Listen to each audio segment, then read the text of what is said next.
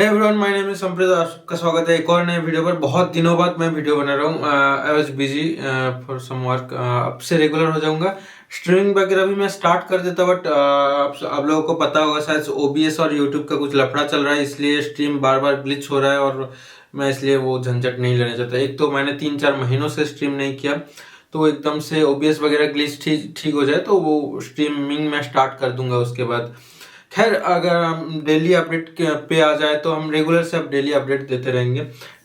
उसके ऊपर बात भी करेंगे। डेली अपडेट की बात करें तो एमोनिम सहायक हो चुका है। आप सबको पता होगा। देखो, मेरे हिसाब से it's an blessing and disguise for Manchester United fans. वो अभी भी वो साइकिल में फंसे हुए हैं एलेक्स फर्गूसन के। सर, एलेक्स फर्गूसन के बाद अभी तक ऑलमोस्ट 10 के आसपास, 10 के आसपास मैनेजर सैक हो चुके हैं। और उनमें से सबसे खराब जो विन रेट या फिर सबसे खराब जो परफॉर्मेंस रहा है वो रूबेन एमोरिम का ही रहा है। हाँ, आप बोल सकते हो टाइम बहुत ज़्यादा नहीं दिया गया उनको, साइनिंग बहुत ज़्यादा नहीं मिला।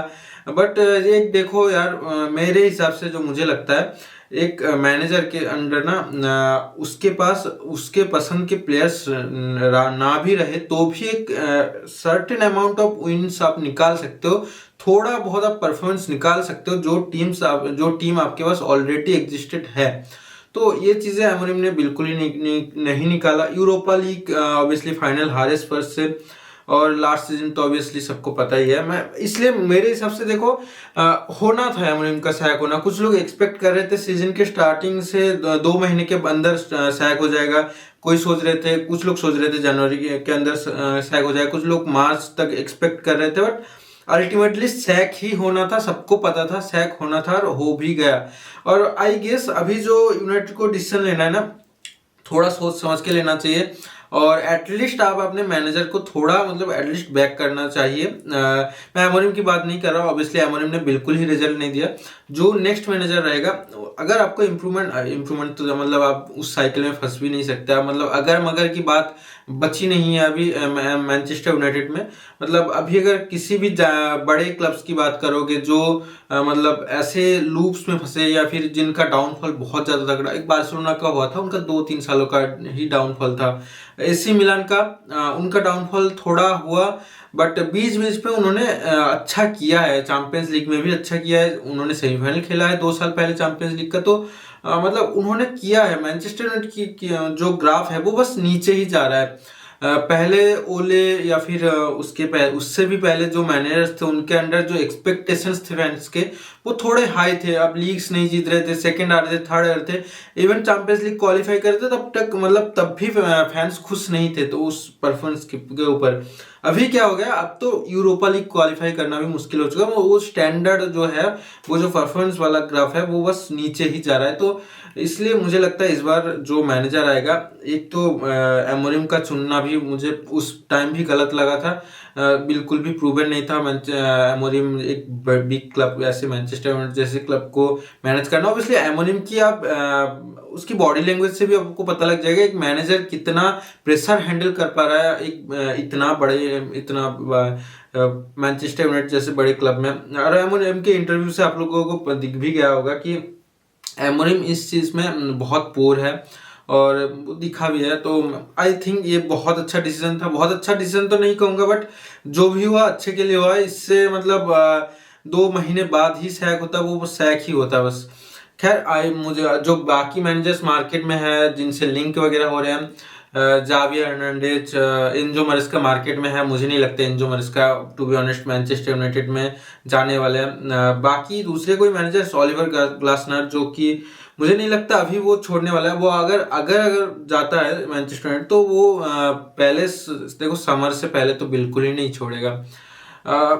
अगर अच्छे मैनेजर अगर अब देखोगे, मतलब इतना अच्छा मैनेजर्स तो आएंगे ही नहीं, जिदान जैसे मैनेजर्स।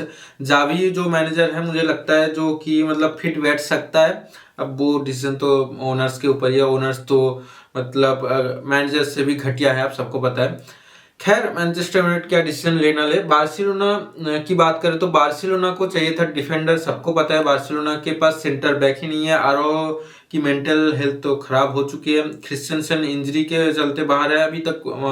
ऑलमोस्ट 4-5 महीने तो और बाहर रहेंगे कंफर्म है। तो हमें एक लेफ्ट बैक जेरार्ड मार्टिन बहुत दिनों से खेल रहा है, सेंटर बैक चाहिए था। फ्लिक ने भी प्रेस कॉन्फ्रेंस में बोला है बहुत दफा, बट दिक्कत की क्या बात है, वही फाइनेंशियल कंडीशन बार्सिलोना की बहुत खराब है। प्लेयर्स को साइन नहीं कर सकते, साइन शायद से कर सकते हैं उस पैसों से, बट रजिस्टर बिल्कुल नहीं कर सकते। आई एम 100% श्योर, हम रजिस्टर बिल्कुल एक भी प्लेयर को नहीं कर सकते। हाँ, हल्का फुल्का जो रूमर्स की बात आ रही है जोआओ कैंसेलो की मैटर क्या है। जोआओ कैंसेलो एक ऐसा प्लेयर है जो कि आप सबको पता है वो बार्सा के लिए बहुत डेडिकेटेड है। हालांकि उसका परफॉर्मेंस बहुत खराब है बार्सिलोना के लिए, बट बंदा पे कट लेता है। पिछली बार भी जब वो लोन पे आया था सिटी से, तब उसने बहुत ज्यादा पे कट लिया था। इस बार भी वो सऊदी में है, अल हिलाल में है। अल हिलाल में by the way Joao Cancelo को बिल्कुल भी गेम टाइम नहीं मिल रहा। टोटल उसने नंबर ऑफ मैचेस खेले 2, तो समझ सकते हो बहुत ही मतलब खराब सिचुएशन है जोआओ कैंसेलो के लिए। उधर भी मतलब अल हिलाल में भी तो उसको मूव करना है। 2 ऑप्शन है उसके पास, जुवेंटस, बार्सिलोना। और बार्सिलोना के साथ जोआओ कैंसेलो की रिलेशन अच्छे है। ऑब्वियसली जॉर्ज मेंडिस एजेंट, सबका एजेंट जॉर्ज मेंडिस है, उसके साथ रिलेशन अच्छे है, तो वो भी बार्सिलोना आना चाहता है। जो फाब्रिजियो ने रिपोर्ट डाला है उसके हिसाब से सुनने को आ रहा है कि पहली बात तो पूरा सैलरी बार्सिलोना नहीं देने वाले, बार्सिलोना कुछ हिस्सा कवर करेंगे उसका, और उसके ऊपर जोआओ कैंसेलो थोड़ा सा पे कट भी लेने वाले हैं। तो ये चीजें मुझे लगता है ये डील हो जाएगा, क्योंकि बार्सिलोना भी पॉजिटिव है इस डील के लिए। अब पता नहीं हांसी फ्लिक का, मुझे नहीं पता हांसी फ्लिक कितना ज्यादा ट्रस्ट करता है इस साइनिंग पे ऊपर, साइनिंग छोड़ो लोन के ऊपर। उनको चाहिए था, सबको पता है, सेंटर बैक। अब वो सेंटर बैक तो मिलने से रहा। इतना एक सेंटर बैक, आप एरा सेंटर बैक को तो ला नहीं सकते। अब लाना है तो परमानेंट बेसिस पे लाना पड़ेगा। लोन पे ऐसे कोई अच्छा खासा सेंटर बैक जो कि बार्सिलोना को स्ट्रेंथन करे यूसीएल जैसे कि बड़े गेम्स के लिए, तो ऐसे सेंटर बैक्स अवेलेबल नहीं है। लोन पे ले आओ या फिर चीप में नहीं है बिल्कुल भी। लाना है तो वो स्लॉटर बैक जैसे सेंटर बैक्स अवेलेबल है, आप पैसा पे करो, उनको कन्विंस करो, वो आएंगे। वो अलग एक मुद्दा हो जाता है, but I don't think so कि वो वाला ऑप्शन बार्सिलोना के लिए अभी विजिबल है। तो वही जोआओ कैंसेलो चिपका दिया जाएगा हमें। और देखो, एट दिस पॉइंट आप हांसी फ्लिक को, मैनेजर को बिल्कुल भी ब्लेम नहीं कर सकते। आप दूसरे किसी भी दुनिया के किसी भी बिग क्लब में देख लो, बिग क्लब छोड़ो, मिड टेबल क्लब्स को देख लो। रियल बेटिस जैसे क्लब्स ने 40-50 मिलियन स्पेंड किया है अपने ट्रांसफर मार्केट में। बार्सिलोना ने कितना स्पेंड किया, आई डोंट रिमेम्बर। हाँ, जॉन गार्सिया की 25 मिलियन, इनक्रेडिबल साइनिंग। इसके अलावा रूनी बार्ची का साइनिंग हुआ है 2.5 मिलियन में। इसके अलावा हमने बिल्कुल ही स्पेंडिंग नहीं किया, और I don't think so summer से पहले बिल्कुल होने वाला है। समर में भी मुझे देखो, समर में भी जो साइनिंग्स होने वाले हैं ना, कुछ डिपार्चर्स होंगे।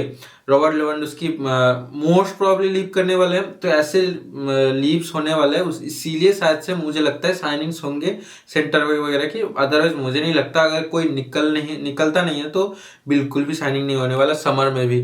तो फाइनेंशियल कंडीशन बहुत ज़्यादा खराब है, और वही है, जोआओ कैंसेलो के अलावा ज्यादा कुछ मिलेगा मैं नहीं। देखो, जोआओ कैंसेलो के ऊपर मैं बस एक ही चीज बोलूंगा, प्लेयर एकदम बुरा नहीं है और अच्छा भी नहीं है। कोई डिफेंसिव स्टेबिलिटी हमें नहीं देने वाला वो। कोई ऐसा नहीं कि आप मिड टेबल जो चैंपियंस लीग के टीम्स है, जैसे फ्रैंकफर्ट या फिर स्पर्स, इनके अगेंस्ट भी आप जोआओ कैंसेलो के ऊपर ट्रस्ट नहीं दिखा सकते।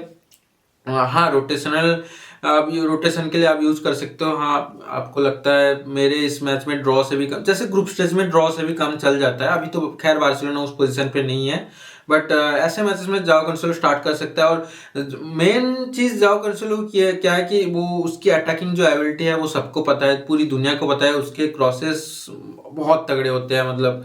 और कुछ मैचेस जैसे बार्सिलोना की फंसते हैं, जैसे पिछले भी स्पानियल वाला गेम, या फिर उससे भी पहले जो ला लीगा के गेम्स होते हैं, वहां पे बार्सिलोना फंसती है लो ब्लॉक्स के अगेंस्ट। वो उन गेम्स में मुझे लगता है जोआओ कैंसेलो बहुत ज्यादा हेल्प करने वाला है, खास करके उसके अटैकिंग एबिलिटी की वजह से। डिफेंसिवली तो देखो बहुत ज्यादा पोर है। सबसे बड़ा पॉजिटिव यह है कि जोआओ कैंसेलो दोनों साइड खेल सकता है, ये सबसे बड़ा पॉजिटिव है। कोई बाल्डे को रेस्ट भी चाहिए होगा किसी बिग गेम से पहले, यूसीएल या फिर क्लासिको से पहले, या फिर एथलेटिको मैड्रिड से पहले, अगर रेस्ट भी चाहिए तो दे सकते हैं। इतनी कोई बड़ी बात नहीं है। और जेरार्ड मार्टिन तो है ही, पता नहीं आप सबसे बड़ा कंसर्न पता है आरोहो के लिए है। आई नो आरोहो बहुत बहुत घटिया डिफेंडर है। दो लगातार दो नहीं, मतलब बीच में एक गैप चला गया, बीच में भी वो इंटर वाले गेम में थोड़ा बहुत, मतलब आरोहो की गलती नहीं बोल सकते, बट हाँ, दो चैंपियंस लीग बहुत बड़े बड़े मैचेस में आरोहो ने फंसाया हमें, आई नो दैट, बट इस पॉइंट ऑफ टाइम पे हमारे पास कुछ है नहीं, ठीक है। तो कुछ ना होने से बेहतर आरोहो का रिटर्न करना बहुत ज्यादा इंपॉर्टेंट है, इसलिए आई थिंक मतलब ये सुपर कप होने वाला है, इसके बाद आरोहो का रिटर्न करना बहुत जरूरी है, क्योंकि जिराड मार्टिन के साथ आप नहीं जा सकते।